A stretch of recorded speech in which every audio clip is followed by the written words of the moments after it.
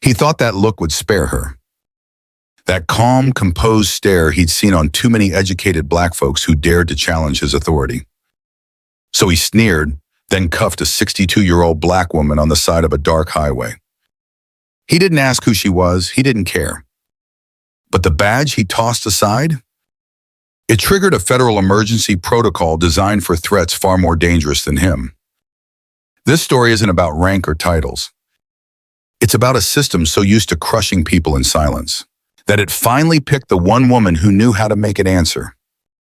Think racism is a thing of the past? Watch this to the end, because what happens next will leave you speechless. Don't forget to like, comment, subscribe, and hit that notification bell to hear more stories that matter. Now settle in. Let me tell you what really happened that night. The fog rolled in like a slow-moving tide, thick and heavy over the long stretch of asphalt cutting through the Maryland countryside.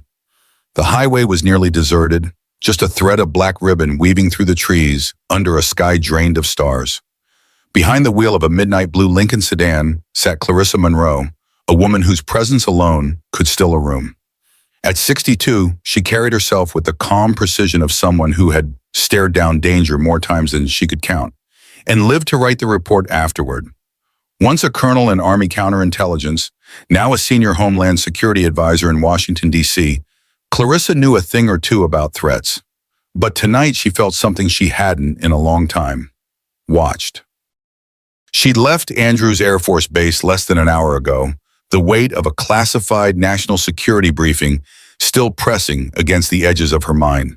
The meeting had run late, too late, and she had chosen to drive herself back rather than wait for the usual motorcade. It was supposed to be a quiet night, but as she merged onto Route 301 and the fog thickened around her, something felt off. A pair of headlights emerged in her rearview mirror. Close. Too close. At first she dismissed it, maybe just another late commuter on a dark stretch of road. But after 5, then 10 miles, the SUV remained fixed behind her, not tailgating, not passing, just trailing, shadowing. Clarissa adjusted the mirror slightly, her fingers steady, her jaw clenched in that subtle way that only decades of training could conceal. The vehicle had no license plate, no markings, just a dark silhouette in the mist, its headlights glowing like predatory eyes. A lesser driver might have panicked, but Clarissa didn't panic. She calculated. She took a long, slow breath and lowered her speed by 5 miles per hour. The SUV matched her. She signaled a lane change. So did they. It wasn't following her, it was hunting her. And that meant this night was no longer just inconvenient. It was dangerous. And Clarissa Monroe had learned long ago, when danger comes, you don't flinch. You focus. Clarissa kept her eyes trained on the rearview mirror as the SUV behind her suddenly blinked its high beams, twice, slow and deliberate, then flashed red and blue lights from a concealed strobe strip along its windshield. Her stomach dropped, not from fear, but from recognition. That wasn't a standard patrol unit. It was an unmarked vehicle, and the way it had tracked her for miles meant this was no coincidence. She eased her Lincoln onto the shoulder with measured calm, her turn signal ticking like a metronome against the low hum of the engine. The fog swallowed the roadside trees. Her training kicked in, instinctive and precise. Engine in park, interior lights on, hands visible on the steering wheel. For a moment, nothing happened. Then the driver's door of the SUV opened. A tall white man, somewhere in his early 40s, stepped out, dressed in a dark uniform that bore no visible badge or name tag. The only thing identifying him as law enforcement was the utility belt hanging from his hips and the confident swagger of someone used to not being questioned. He walked slowly toward her window, his left hand resting just a little too comfortably near his holstered firearm, while his right hand held a flashlight. Clarissa kept still. Her window was already cracked.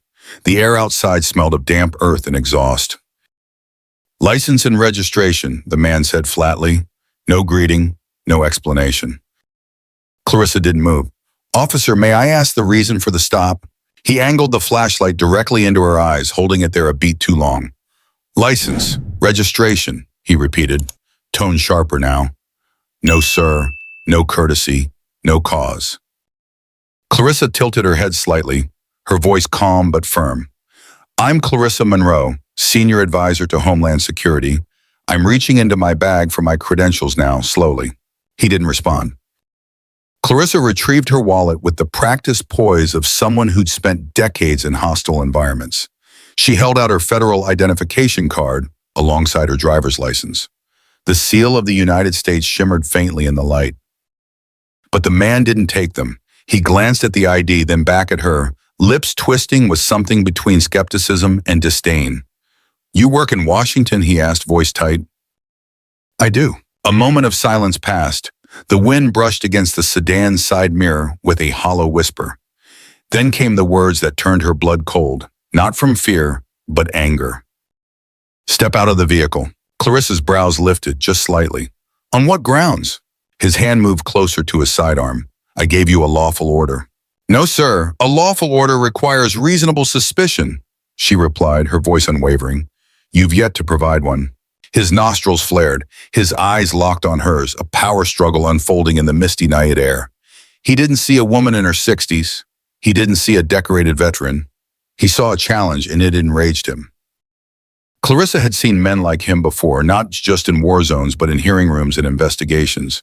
Men who wore a badge like armor and authority like a weapon. Men who expected fear and obedience, especially from women who looked like her. My name is Officer Blake, he snapped, finally giving a name, though still not showing a badge. And if you don't step out of the car, I will remove you myself. Clarissa's grip tightened on the wheel, not out of panic, but preparation. She knew now this wasn't a routine traffic stop. This was a setup. Clarissa didn't blink. She knew better than to reach for the door under pressure, especially with a man like this. She kept her voice steady. If you're detaining me, I want to speak to your supervisor right now. But Officer Blake didn't answer. Instead, he shifted slightly, stepping closer to the front of her car. And then, to her growing unease, he did something calculated. He reached into his back pocket and pulled out a folded black cloth, thick, worn, and unmistakably deliberate. Without a word, he leaned over the hood and draped it over the dash cam, pressing it flat until the camera lens was completely concealed. Clarissa's stomach turned, not with fear, but with cold fury. That move told her everything she needed to know. This wasn't impulsive, this was prepared, planned, intentional. She stared through the windshield, watching him as he smoothed the cloth like a man who had done this before, maybe many times before. No hesitation, no conscience, just cold mechanical routine. He moved back toward the driver's side window, eyes narrow, lips tight.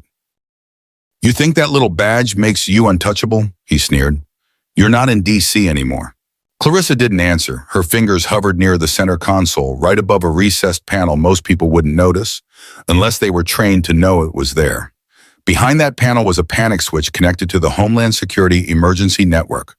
One press, and a silent alert would ping a federal dispatch center within 30 seconds. She angled her wrist slightly, readying for the move. But Blake saw something shift in her eyes, just enough. His voice barked out loud and sharp, cutting through the night. Open the door, or I'll pull you out myself. His hand dropped closer to his firearm.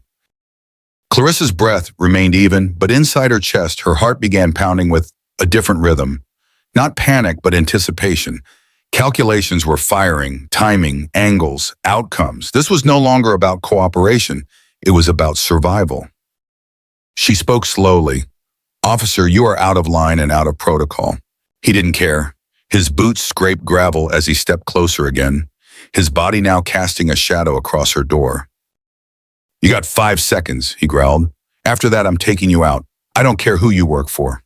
Clarissa's fingers moved toward the console, but stopped, because she knew something most people didn't. Sometimes the first move gets you killed. So she kept still, forcing him to make the next mistake. Outside, the fog had thickened, curling around the vehicles like smoke. No other cars had passed in nearly 10 minutes. They were alone, and Blake wanted it that way. She could see it in his face, the way his jaw clenched, the way his posture squared as if anticipating resistance. He wasn't trying to enforce the law, he was trying to assert control.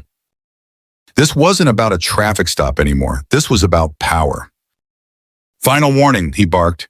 His fingers rested now on the grip of his pistol, thumb poised above the retention strap. Clarissa knew what came next if she miscalculated. But what Blake didn't know was that every second he stood there, the backup signal from her vehicle's emergency transponder was quietly pinging a federal satellite relay. Help was on the way. She just had to stay standing long enough to see it arrive. The air grew heavier by the second, thick with mist and something far more dangerous, intent. Clarissa kept her posture calm, her hands still resting where Blake could see them, but her mind was running calculations. Quickly, coldly, she had survived war zones, interrogations in hostile nations, and political ambushes from senators twice as arrogant as Blake. But this moment, this stretch of back road with no witnesses and 2 armed men, felt like the most dangerous of all. And then, headlights. Another vehicle pulled up behind Blake with the SUV, its lights cutting through the fog like twin blades. Clarissa felt a flicker of hope, just enough to lift her chest.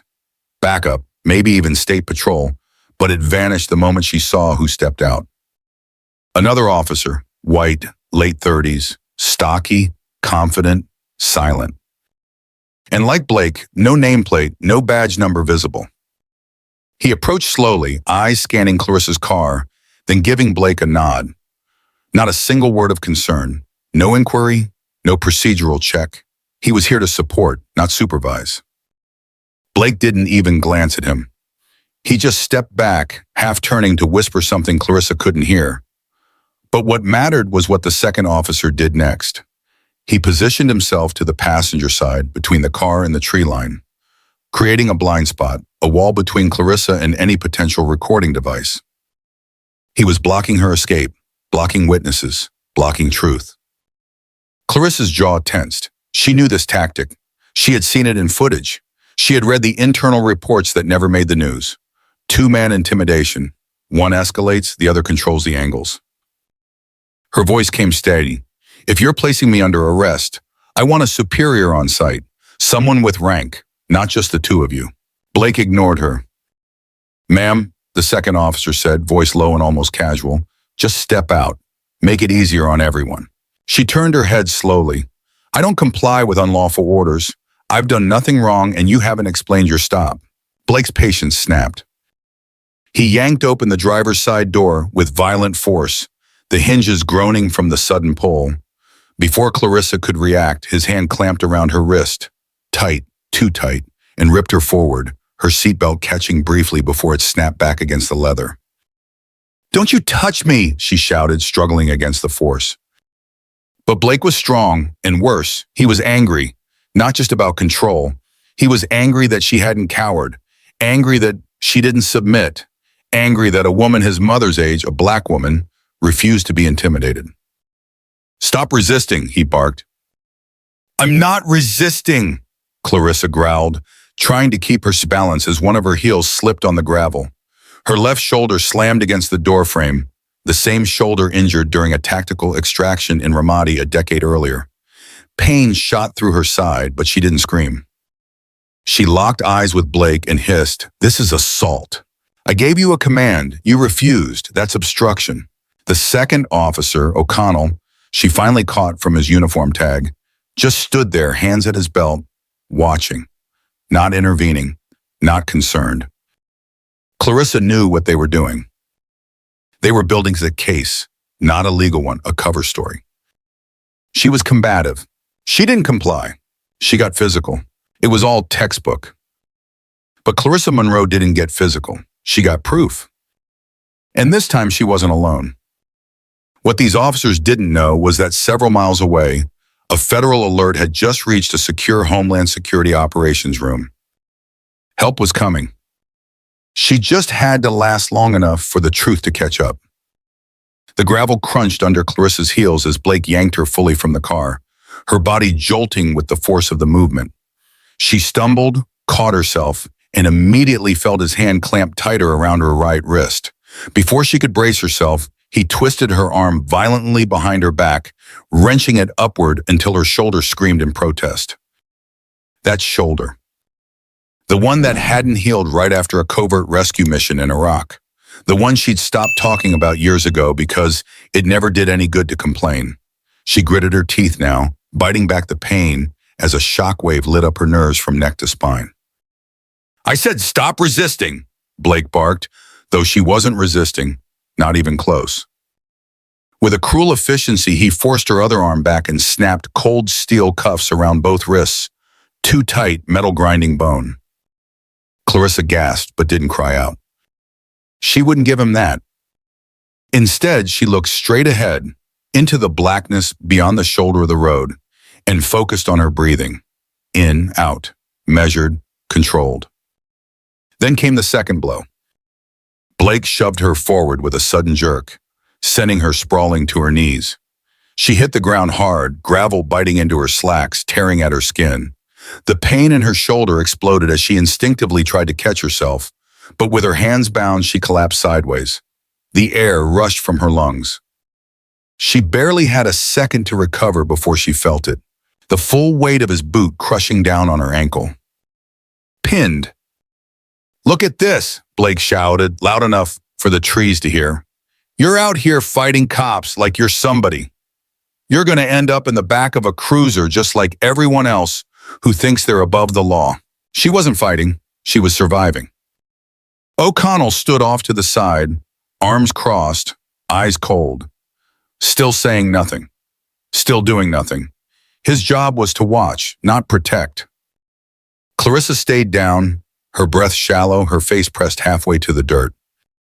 But then she turned her head just slightly, angling her chin toward the top button of her blouse, where a tiny fiber optic lens had been embedded, part of a backup security protocol her assistant insisted on installing after a recent credible threat. Most people would have never noticed it. Officer Blake certainly hadn't. But it was there, recording, streaming, documenting. And Clarissa locked her eyes on it. She wasn't just thinking about herself anymore. She was thinking about the young black airman who'd been pulled from his vehicle in Texas last year and never made it home. About the retired librarian in Atlanta who'd been tased on her own porch for asking why the lights were in her yard at 2 a.m. About the nurse in Kansas who'd complied, cooperated, and still wound up in the hospital with a fractured jaw. She was thinking about the people who didn't have hidden cameras, the ones no one believed, the ones who never got to explain. And then Blake leaned over her, putting his face just inches from hers. "You feel powerful now?" he hissed. Her answer was a whisper. "Not yet, but you're about to." His brow furrowed. "What was that?" Clarissa didn't answer. She didn't need to.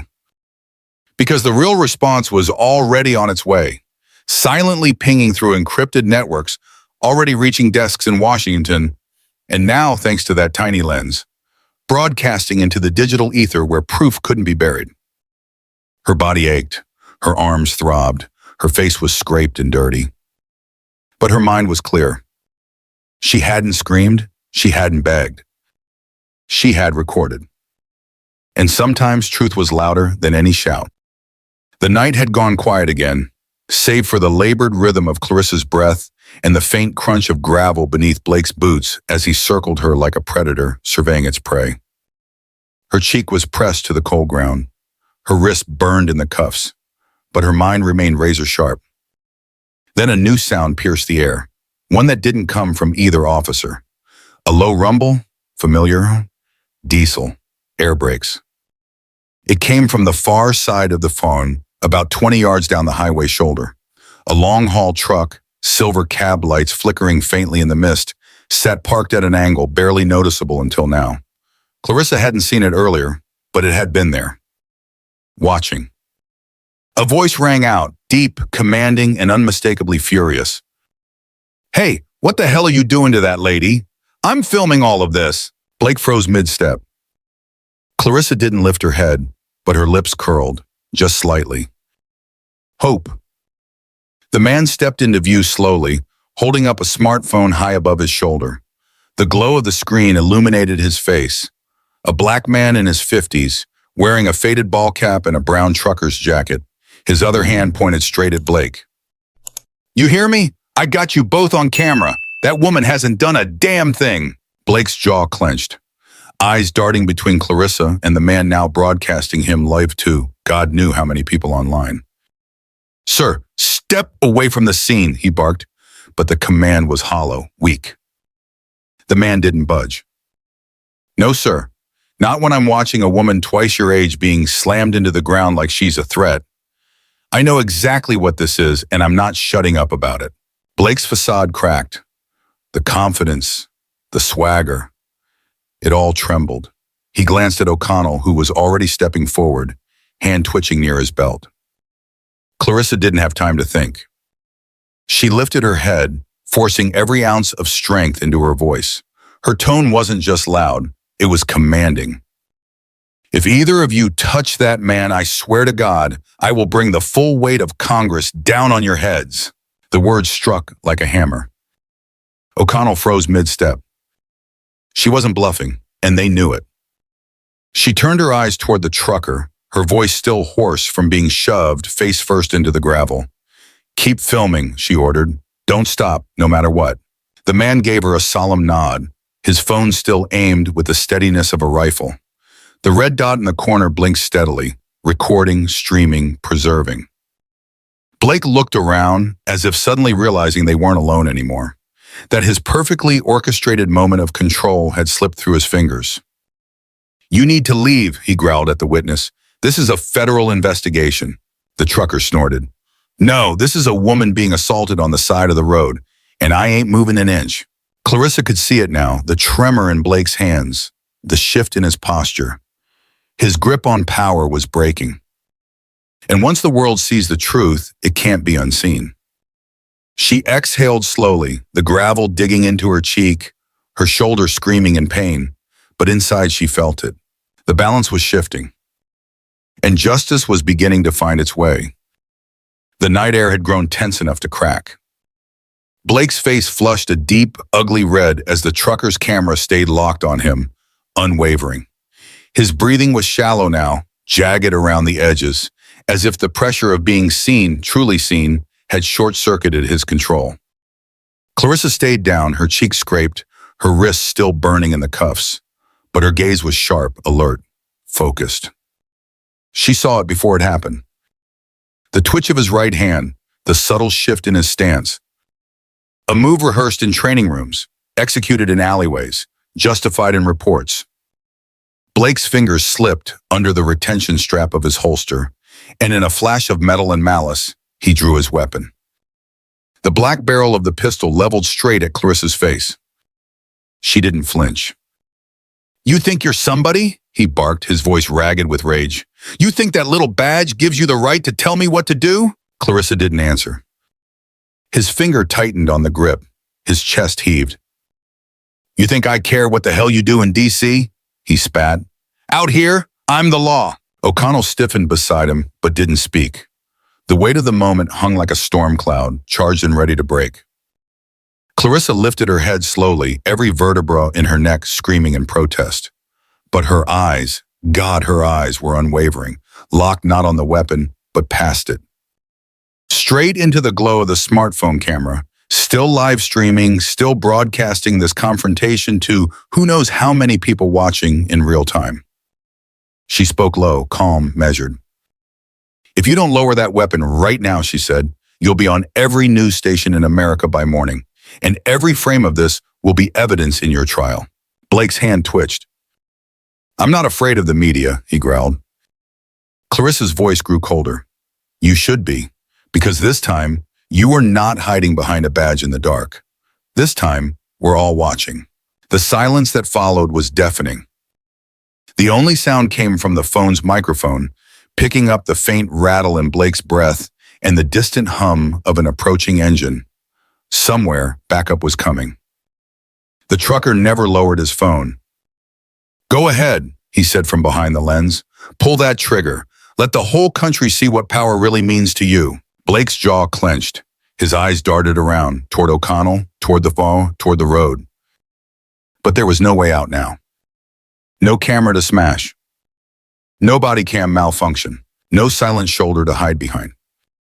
Just the spotlight of truth. Clarissa never took her eyes off the lens. Her voice, bruised and gravelly, still sliced through the air like a blade. I've dealt with terrorists, arms dealers, and warlords who showed more discipline than you. Her chest rose and fell slowly, evenly. So go ahead, do it. But know that the second you pull that trigger, you won't just lose your badge. You'll lose everything. She saw the shift in his posture, the crack in the armor. His hands weren't steady anymore. The gun trembled ever so slightly. A siren wailed in the distance. Faint at first, but unmistakable. It was coming, fast. Blake heard it too. For the first time all night, his bravado slipped. His lips parted, but no words came. The sirens were closing in, and so was accountability. Clarissa tilted her head. Your time's up, officer. And finally, Blake lowered the gun. Not with dignity, not with remorse, but with the slumped shoulders of a man who had just realized the world saw him for who he truly was. The sirens grew louder, rising like a distant chorus of reckoning through the thick night air. Red and blue lights began to pulse against the trees, cutting through the fog like judgment descending from above. Clarissa lifted her head just enough to see the glow growing brighter, closer. The roar of engines followed. Then the heavy screech of tires as 3 black and white Federal Highway Patrol units skidded onto the shoulder behind Blake's unmarked SUV. Doors flew open. Uniformed officers spilled out with swift, coordinated movements, hands poised near their sidearms but not drawn, scanning the scene with trained urgency. Blake stepped back instinctively, lowering his weapon just as the lead patrol officer, a tall man in his early 40s with a gold lieutenant's bar on his collar, approached the scene. He paused mid-step. His eyes fell on Clarissa, still on the ground, face bruised, arms cuffed, suit torn and streaked with dirt, yet somehow still composed. Recognition flashed in his expression. Ma'am, are you Advisor Monroe? Clarissa nodded, her voice calm but razor sharp. Yes. The lieutenant's face tightened with instant concern. God almighty, I'm so sorry, ma'am. Are you hurt? Clarissa inhaled deeply. The pain in her shoulder throbbed like a war drum, but her tone stayed cool, even measured. Uncuff me and cuff them, both of them, now. There was no tremble in her voice, no plea, just command. The lieutenant didn't hesitate. He turned sharply to his team. You heard her. Restrain both officers. Separate them. Do not let them speak to each other. Blake flinched. Wait, hold on, this isn't... Don't say another word, the lieutenant cut in. You're done. Clarissa remained kneeling, her wrists still bound behind her. One of the federal officers stepped forward with a key and gently released the cuffs. She winced as circulation returned, fire rippling through her arms. But she refused help standing. She rose on her own, slow but steady. Blake and O'Connell were now side by side, each with their wrists shackled in the same cuffs they had once used so carelessly. The irony didn't escape her. Clarissa stepped forward, brushing dirt from her blazer with quiet precision. I'll be submitting a full report to the Attorney General before sunrise, she said aloud, loud enough for every officer and the still recording trucker to hear. I want both of their weapons logged, body cams reviewed, and internal affairs notified by midnight. Blake opened his mouth again, but his partner nudged him, too late. The lieutenant nodded firmly. Understood, we'll escort them to federal holding. Clarissa turned to the truck driver standing off to the side, still filming. Their eyes met. And for the first time that night, she allowed the smallest smile to touch the corner of her mouth. Thank you, she said simply. You may have just saved more lives than you'll ever know. The man nodded, lowering his phone slowly. Just didn't feel right leaving you alone. She looked back at the line of patrol cars. The chaos was ending. Order was being restored, but she knew this wasn't the end. This was the beginning of something much bigger. By sunrise, the video had already crossed 1 million views. It started as a shaky live stream from the side of a foggy highway, just a concerned trucker doing what he knew was right. But by mid-morning, that footage had spread like wildfire across social media, shared by advocacy groups, journalists, veterans networks, and civil rights organizations from coast to coast. By noon, it had surpassed 2 million views. The image was unforgettable. a senior black woman in handcuffs, bruised, held at gunpoint, then standing tall as she ordered the arrest of the very men who had tried to silence her. And the caption, written by the trucker himself, struck a nerve with the country. They thought she was just another nobody. Turns out, she advises the president. News anchors picked it up. Commentators on cable shows debated it. Even the White House press secretary was asked about it in the morning briefing. And behind the scenes, the Department of Justice moved quickly. Within 24 hours, Officer Rodney Blake was formally charged with aggravated assault with a deadly weapon, abuse of authority, obstruction of justice, and most damning of all, assaulting a federal official on duty. The U.S. Attorney's Office wasted no time securing the indictment. Blake was placed on administrative leave without pay, pending trial in federal court. His badge, firearm, and security clearance were revoked that same evening. As for Officer O'Connell, the fallout came swiftly. Though he hadn't laid a hand on Clarissa, his silence and complicity had been captured in high definition for the entire world to witness. He was suspended indefinitely, pending a full internal affairs investigation. Within days, a deeper review of his personnel file uncovered a disturbing pattern. 3 previous complaints for excessive force, 2 settled quietly, 1 dismissed for lack of video evidence. Until now, those complaints had remained buried, filed away under insufficient cause. But now, they were front and center. The department released a carefully worded public statement citing a deep commitment to accountability and transparency. But for many watching, it rang hollow. The truth had been recorded, and the country had already seen enough. Clarissa, meanwhile, remained characteristically silent in public, refusing interviews, declining comment. But inside a high-security office in D.C., she was drafting a report that would rattle the halls of power. This wasn't just about one night. This was about the system that allowed it to happen. And she had every intention of dismantling it, one documented truth at a time. The hearing room was packed. Press cameras lined the back wall. Elected officials sat at their polished desks in silence. The seal of the United States Congress gleamed above Clarissa's head like a quiet reminder of who she was now and what she had survived. She stood at the witness podium, unflinching. The bruises on her face had faded, but the memory hadn't. The video had been played on loop across networks, dissected by legal analysts and pundits alike. But no amount of airtime could compare to what she was about to say now in her own words. Clarissa adjusted the microphone and took a deep breath. "I shouldn't be standing here today," she began, her voice clear, deliberate. "Not because I wasn't qualified or capable, but because that night, on the side of that road, I became a target." She let the words settle. The room was so quiet you could hear a chair creak 2 rows back. "I had credentials, authority, federal clearance. But to those officers, I was just a woman in a car who didn't obey fast enough. I was a threat, not because of what I did, but because of who I am." She paused, locking eyes with a senator in the front row. "I had power and I lived, but what haunts me most isn't what they did to me. It's the truth I can't ignore. If I had been any other black woman that night, one without a title, a camera, or a witness, I might not be here to tell this story." A ripple of unease moved through the chamber. No one argued, no one interrupted.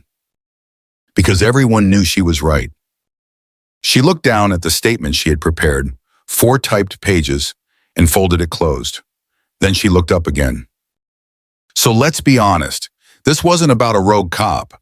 It was about a culture that protects power more than it protects people. And if we don't confront that, head on, we are complicit in its next victim." No one moved, no one breathed. She stepped back from the podium, her silence louder than any closing sentence could have been.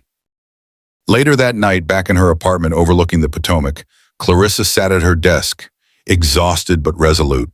The city lights flickered in the glass, the Capitol dome lit like a distant lighthouse.